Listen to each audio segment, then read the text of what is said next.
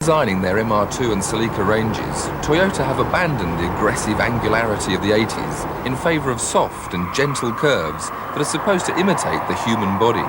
It's bound to be the principal talking point for observers, if not potential buyers, and will no doubt evoke strong but differing passions. Under the skin, though, there's more power and performance, both for the MR2 GT and also for the Celica GT4.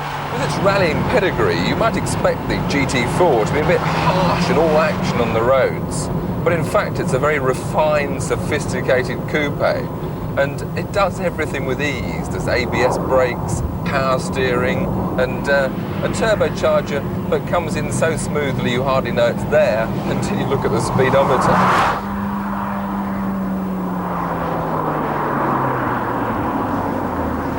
So all in all, a lot of refinement, but that very refinement tends to take away some of the driver satisfaction that you might have been expecting. So a little bit remote, maybe a little bit too good, and it's £5,000 more, albeit with air conditioning and other luxuries, than its two-wheel drive counterpart. Unlike its predecessor, the new Celica GT4 is easy to tell from its two-wheel drive cousin. There's wider wheel arches front and rear, a distinctive slatted grille, and these scoops on the bonnet. The scoops are all part of a package with a turbocharger feeding compressed air into the intercooler, and it's the intercooler that is fed by that large central scoop, cooling the air before it goes into the engine.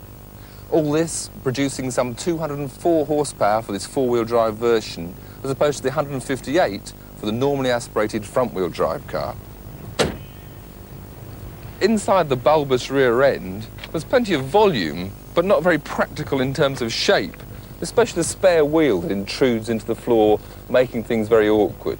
Still, as with all hatchbacks, the rear seats do fold down, and then there's a lot more space. With the rear seats upright, there's room in the back for two children, but little head or legroom for adults. Not that the Celica GT4 is really a family car. It's a fast and practical grand tourer, offering speed with great safety, and all in near silence and pampered luxury. In reality, a long way from the competitive image where the old model has just won the Safari Rally.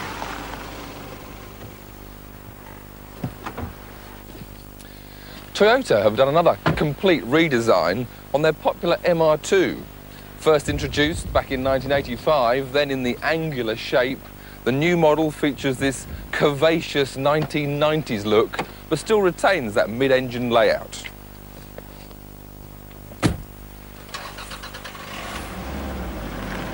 More or less everything else has changed.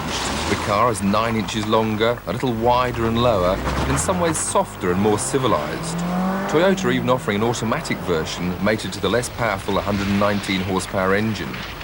With the new car weighing over 300 pounds more than the old, the performance suffers as well. But with this new GT version, the situation is reversed. There's 158 horsepower on tap and a big boost in torque. And that's more than enough grunt for some very stimulating motoring in the appropriate circumstances. Not only is the MR2 fun out on the road, it retains this T-bar optional layout, which means we can take away these sunshades to allow more light into the car, and on better days than this, when the weather's nicer, remove the glass panel each side to make it into an open-air car. Now before, these pieces used to have to be stowed in the nose along with the spare wheel. Now there's extra space behind the seats each side to put these panels. Also room for the odd anorak or maybe even a slim briefcase. Also, the boot's larger.